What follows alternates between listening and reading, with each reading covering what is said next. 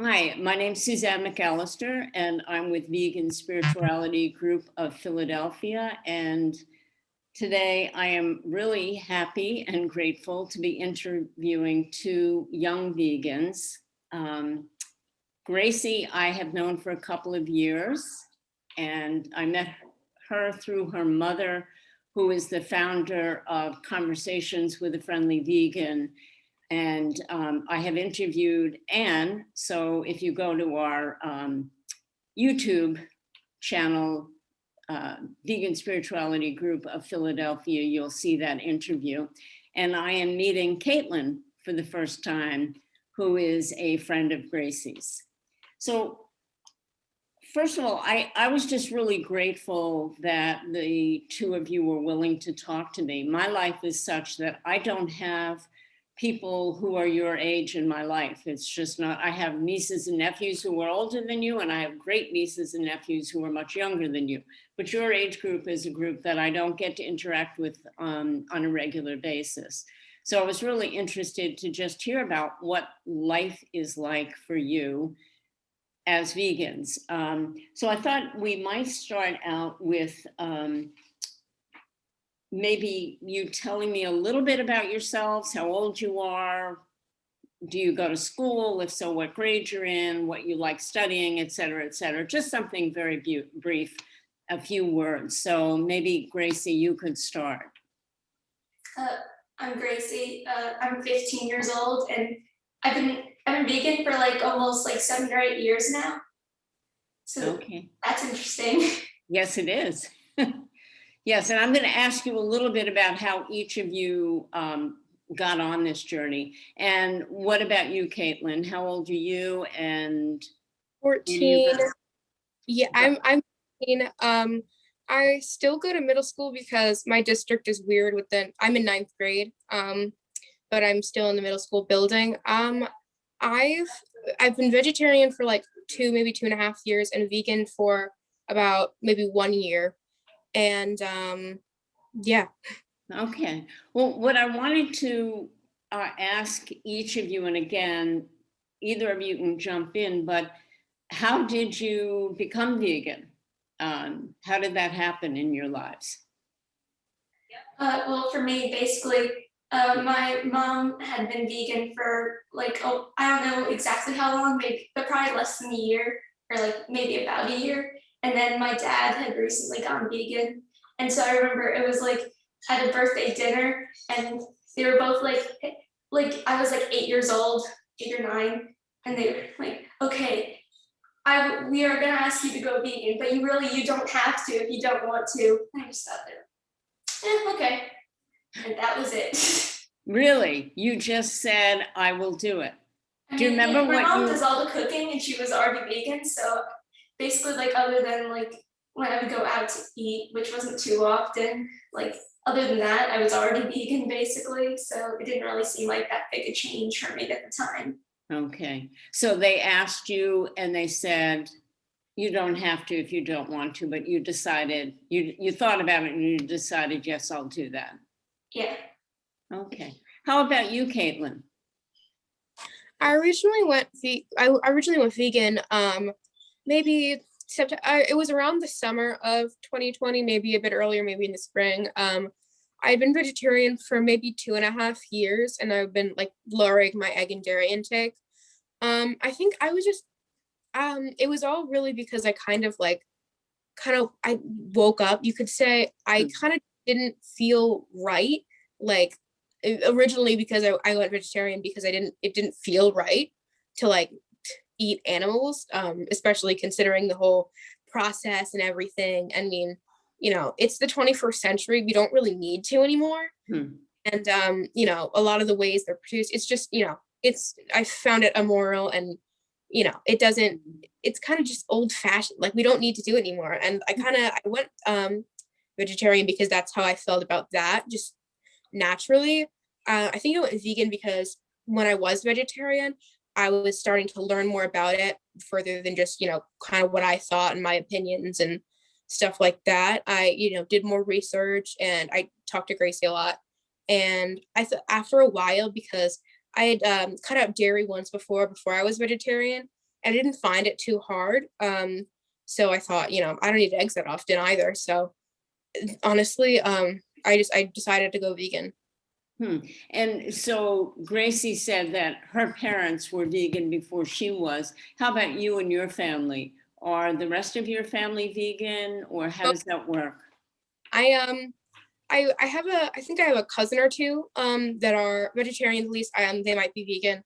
And I mean, my sister's thinking about it, but no, most of my family isn't. So what's that like for you at mealtime? Honestly, I mean, I'm very appreciative. They've, kind of been a little bit, making fun of you a little bit, but they're very nice about it, and they do try to accommodate me as best they can. Mhm. I like probably a little bit too much beyond meat, but beans and everything, and they're nice about it.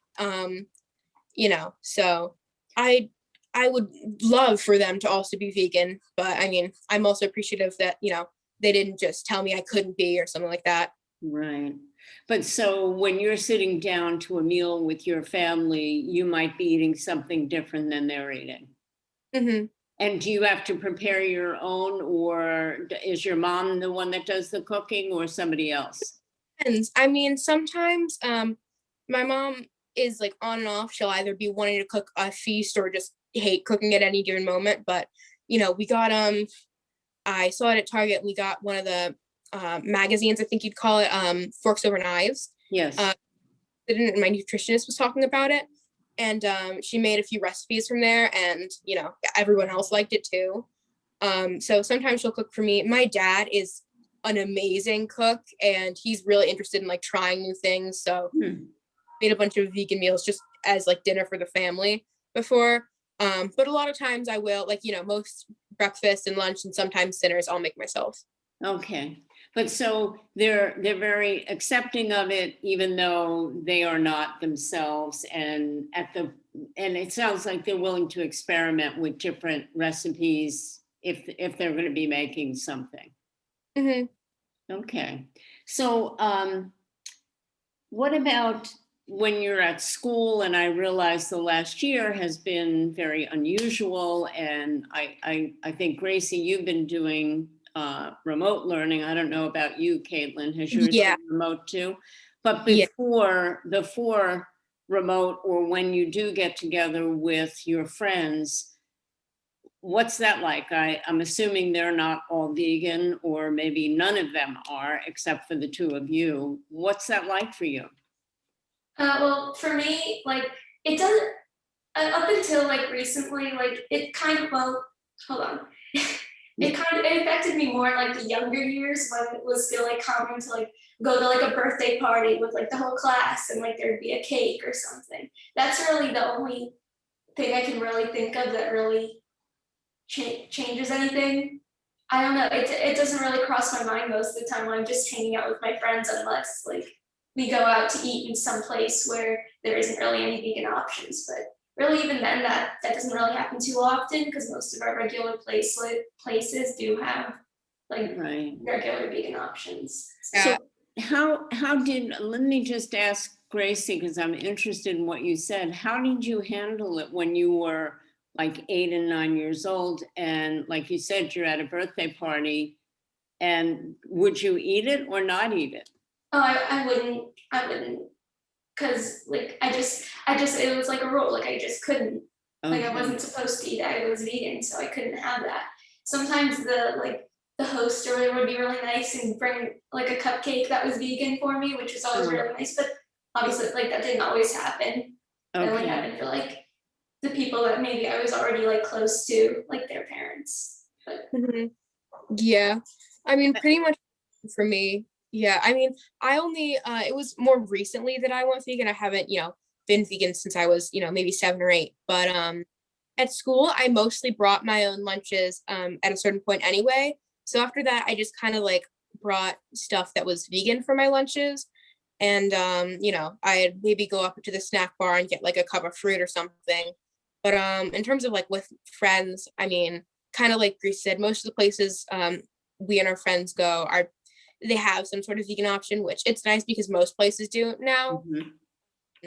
But I mean, yeah, kind of like Gracie said, a lot of the people that I hang out with, their parents are also, pretty accepting of it. I know my friend Emily's mom always buys this like not even like just Beyond Meat, but like just odd the stuff she found vegan, just to like bring it over and see if I'd like it or something like that. So I mean, So very encouraging, it sounds like. Yeah. mhm. Yeah. So have you had any negative experiences with friends when you're getting together, or has it all been pretty positive? It's all been positive. Yeah. What about for you, Gracie? For me, with friends, it's like mostly been positive, except for maybe one time when like I got into a fight with someone because they said bread wasn't vegan. They said what, bread? They said bread was not vegan, which I was like, no, it is vegan. You're Mhm. wrong. But really, like the bigger problem I'd say would just be like family. Like with friends, it's like whatever, but with not so much anymore. But it used to be a little bigger of a thing. Mhm. With your family, you mean outside of your mother and father? Yeah. And what kinds of things would you experience?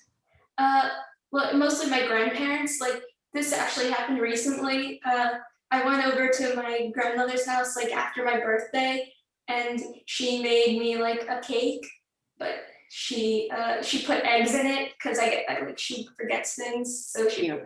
so she, and she just said like she kept repeating like oh but I spent all morning on this, couldn't it just a couple eggs, and it wasn't really mean, but it was just more kind of annoying. Hmm. Like just the insistence, like, no, I'm vegan, I'm not gonna eat eggs. Well, I give you a ton of credit for, especially in a situation like that, where it sounds like your grandmother just was forgetful and she went to the trouble to make a cake for you. And that you basically said, no, I'm not going to eat it because it's not vegan. And did that feel comfortable for you, or was that hard?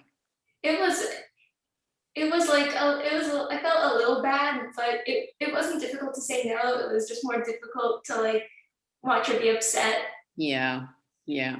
Well, I have to say that and I don't know how much either of you, I imagine, Gracie, you might have heard this from your mother. I don't know, Caitlin, if you've heard it from other people, but I was in my 50s before I became vegan, and I was shocked at the response that I got from people my age or family members, where it was not well accepted and there was a lot of pushback.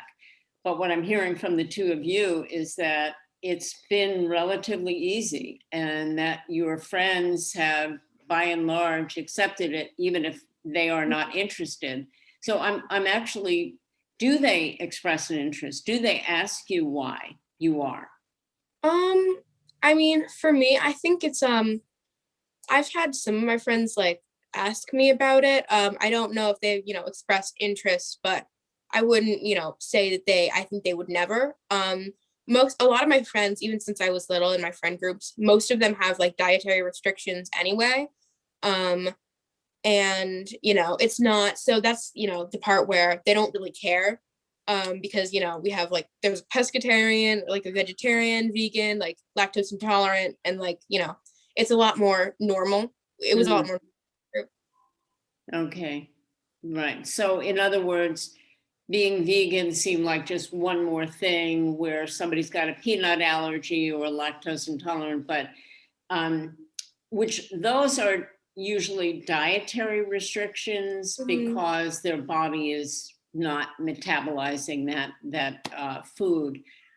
But and maybe I should ask you this, when each of you made the decision, and Gracie, you said it was when it was your birthday and your parents approached you about it, what was your reason for doing it?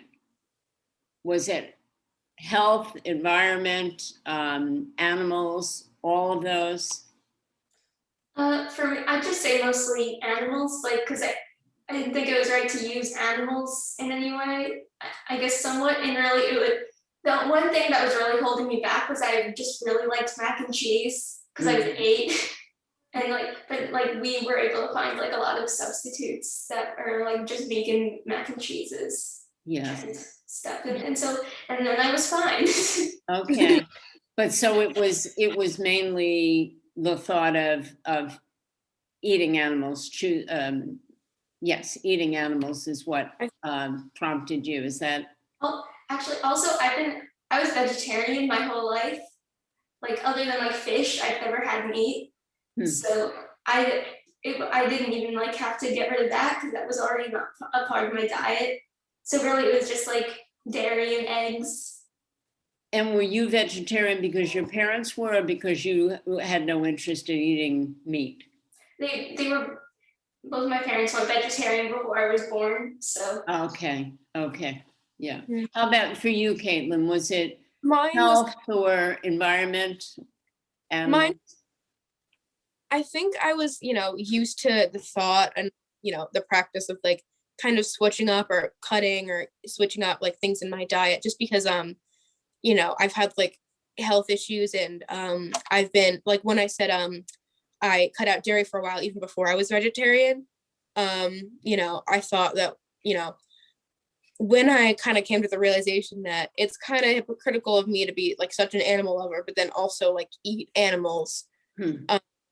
After that, I've been vegetarian for a while. And then I thought, well, I mean, now that I've learned about, all the stuff that happens like the egg and dairy industry, and I've already cut out dairy before, so I know it's not that hard. I can just kind of experiment with being vegan and, it stuck. Okay. Yeah. It was surprisingly easy. Well, and I give you I think it's difficult under any circumstances, but the fact that you're in a home where the others are not eating the same way you are, I think can make it more challenging. So, when you think about life going ahead, I know you both have a number of years before you think about career and college, or maybe you already have, but I wanted to know, do you think your veganism is going to impact your choice about career and or where you might go to college if you're planning to go to college? Well, not really particularly. I'd say if anything, if I decide to go to college, I would just try to choose to go to like a college in a place it's like a city that has more like vegan restaurants or something. Yeah. Just to make it more simple. That's about it, I would say. Yeah. The only thing that I can think of is because I was thinking of going to college, where I'm from, and most of my a lot of my extended family lives, and I mean the only issue would be like, trying to find where the best like substitutes are in that area, but I think that it'll be relatively easy, and where I was planning to go and wherever I go, because I know now there's like a much more demand for it, so like there's much more in general. Yes, well, I have to just share a story. I was at Whole Foods earlier today, was out with a friend doing something, and we just stopped in there to get some food, and then we were going to sit outside and eat. And they now have an entire section, and it said burgers, and it had soft serve, and it had fruit drinks. And I was looking, he said, well, maybe they have a veggie burger. And so I'm looking at the menu. And then I started talking to the guy behind the counter. The entire thing is plant-based, everything. So it's this whole new section in Whole Foods that is plant-based.